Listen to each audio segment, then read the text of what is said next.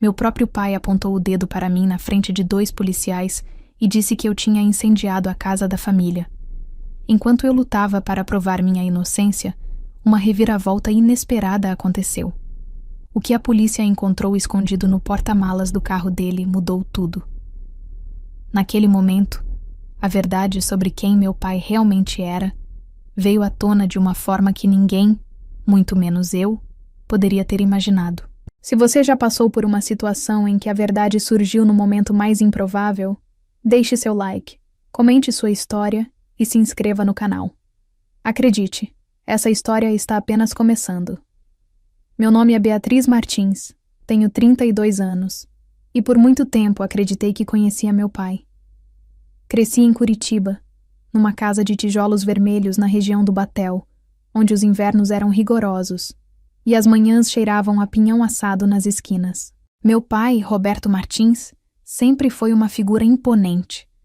Voz grave, postura militar, daqueles homens que comandam o ambiente apenas entrando na sala. Trabalhava como gerente de uma concessionária e, aos olhos de todos, era um cidadão respeitável. Mas as aparências enganam. Mudei-me para São Paulo aos 25 anos, buscando independência e distância de uma dinâmica familiar que sempre me sufocou. Meu pai nunca aceitou bem minha saída. Para ele era uma afronta, uma rejeição. Ainda assim, mantínhamos contato esporádico, telefonemas curtos, visitas rápidas em feriados. Minha mãe, Silvia, ficou em Curitiba, presa naquele casamento silencioso onde as palavras nunca diziam o que realmente importava. Foi numa terça-feira chuvosa de agosto que tudo desmoronou. Eu estava no meu apartamento em Pinheiros, revisando relatórios do trabalho na área de recursos humanos, quando meu celular tocou. Era minha mãe, a voz trêmula, quase irreconhecível. Beatriz, a casa pegou fogo. Estou no hospital, mas estou bem. Seu pai está dizendo coisas estranhas. Meu coração disparou. Peguei o primeiro voo para Curitiba. Quando cheguei, a casa estava parcialmente destruída, o cheiro de fumaça ainda impregnado no ar frio da noite. Bombeiros haviam controlado as chamas, mas o estrago era visível. A sala, a cozinha, quase tudo consumido pelo fogo. E então vi meu pai, parado na calçada, conversando com 2 policiais. Quando me viu, seu rosto endureceu. Ele apontou para mim e disse alto, para que todos ouvissem. Foi ela, minha filha, fez isso. O mundo pareceu congelar naquele instante. As palavras do meu pai ecoaram na rua silenciosa, cortando o ar como uma lâmina. Os policiais viraram-se para mim, olhares inquisitivos, profissionais, já avaliando cada detalhe da minha expressão. Senhor, a senhora pode nos acompanhar até a delegacia? Um deles perguntou, educado, mas firme. Eu mal conseguia processar o que estava acontecendo. Olhei para meu pai, procurando algum sinal de que aquilo era um mal-entendido, uma confusão momentânea. Mas ele desviou o olhar, a mandíbula travada, como se estivesse convencido do que acabara de dizer.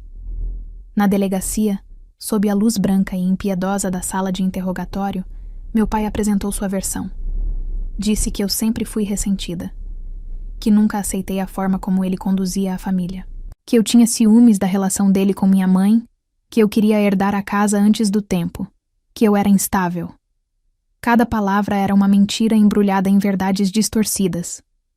Sim, nossa relação era difícil. Sim, eu me afastei. Mas incendiar a casa? Colocar minha própria mãe em risco? Ela esteve aqui há 2 semanas. Ele continuou, olhando diretamente para o delegado. Discutimos sobre o testamento. Ela ficou furiosa quando soube que eu não deixaria a casa apenas para ela. Mentira. Eu não estive em Curitiba há 2 meses. Mas então o delegado mostrou algo que me gelou. Imagens de câmeras de segurança de uma loja de ferragens em Curitiba, datadas de 10 dias atrás. Uma mulher com um boné, capuz, comprando galões e um isqueiro. A mulher tinha meu porte físico. Meu pai tinha plantado provas. Tentei explicar, mostrar que eu estava em São Paulo naquela data, mas a pressão aumentava. Meu pai permanecia calmo, quase satisfeito, como se tudo estivesse indo conforme planejado. Foi então que um dos policiais sugeriu revistar o carro dele. Procedimento padrão, disseram. Meu pai empalideceu.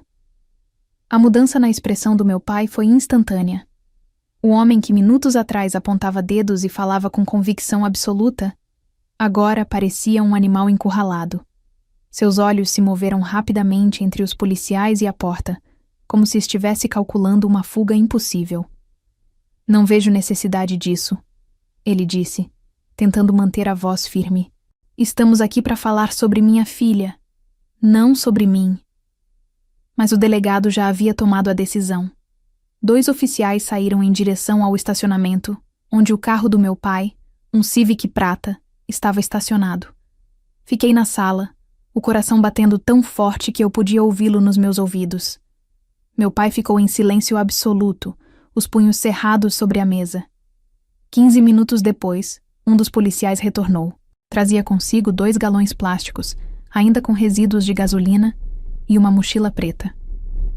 Senhor Martins, isso estava no porta-malas do seu veículo, o policial disse, colocando os itens sobre a mesa. Meu pai tentou explicar. Eu sempre carrego gasolina extra. Qualquer um faz isso. E isto? O policial abriu a mochila. Dentro havia uma jaqueta com manchas de queimadura, um par de luvas de borracha e, mais chocante ainda, uma peruca loira de cabelo curto, exatamente no estilo que a mulher das câmeras de segurança usava. A sala ficou em silêncio. Isso não é meu. Meu pai balbuciou, mas sua voz já não tinha força. Então o delegado pegou outro item da mochila. Um envelope amarelo, dobrado e escondido no fundo. Dentro, documentos da seguradora, apólices, e uma proposta de indenização no valor de R$450 mil em caso de sinistro total da residência. As assinaturas eram recentes, 3 semanas antes do incêndio. Olhei para meu pai e finalmente entendi. Ele não estava me acusando por raiva ou ressentimento. Ele estava me usando como bode expiatório para encobrir um crime que ele mesmo havia cometido. Senhor Martins, o delegado disse, levantando-se lentamente. O senhor está preso por fraude, incêndio criminoso e falsa acusação. Meu pai não resistiu. Ele apenas abaixou a cabeça enquanto as algemas fechavam em seus pulsos. Naquele momento, todo o verniz de respeitabilidade que ele havia construído ao longo de décadas desmoronou como a casa que ele mesmo incendiou. Nos dias seguintes, a verdade completa começou a emergir. Meu pai estava afundado em dívidas de jogo, apostas online, cassinos clandestinos em Foz do Iguaçu, empréstimos com agiotas. Ele devia mais de R$200 mil e os credores estavam perdendo a paciência. O incêndio era sua saída desesperada. Queimar a casa, receber o seguro, pagar as dívidas e desaparecer.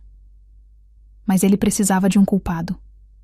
E eu, a filha distante, a que se afastou da família, era a candidata perfeita. Minha mãe, quando finalmente conseguiu falar, confirmou as suspeitas. Ela sabia das dívidas, mas não imaginava até onde ele iria. Nas semanas antes do incêndio, ele ficava acordado até tarde, nervoso, fazendo ligações secretas.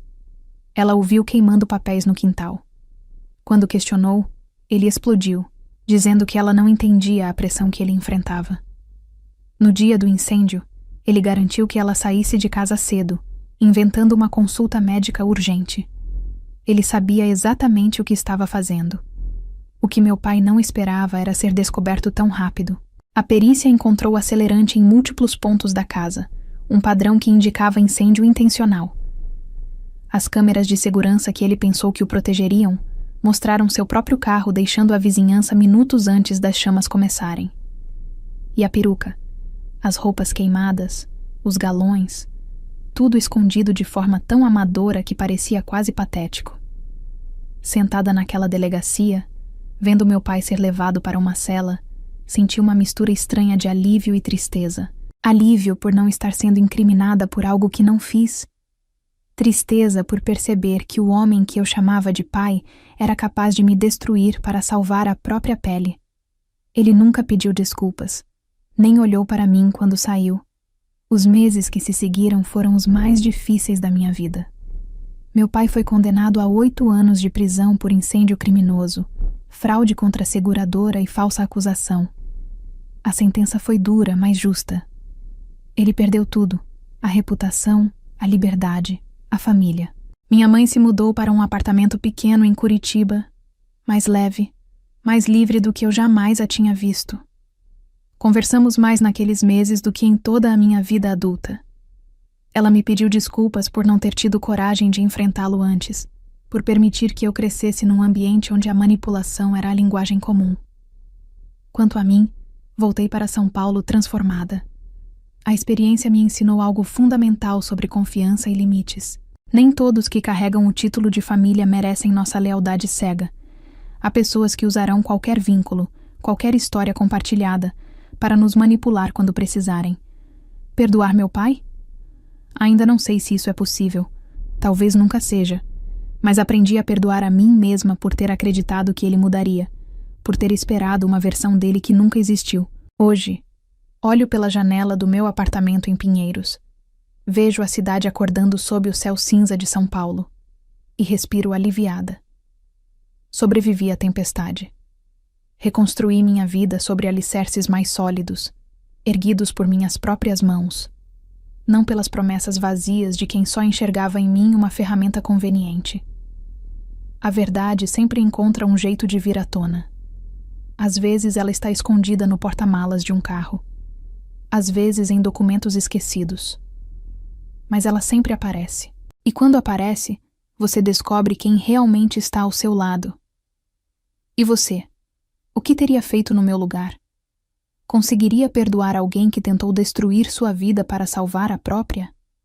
Deixe sua opinião nos comentários. Sua história pode ajudar alguém que está passando por algo parecido. Se essa história tocou você de alguma forma, inscreva-se no canal, ative o sininho para não perder os próximos relatos e compartilhe com alguém que precisa ouvir isso. Logo ali em cima aparecerá uma sugestão de outro vídeo que vai te surpreender ainda mais. Clique e continue comigo. Obrigada por estar aqui.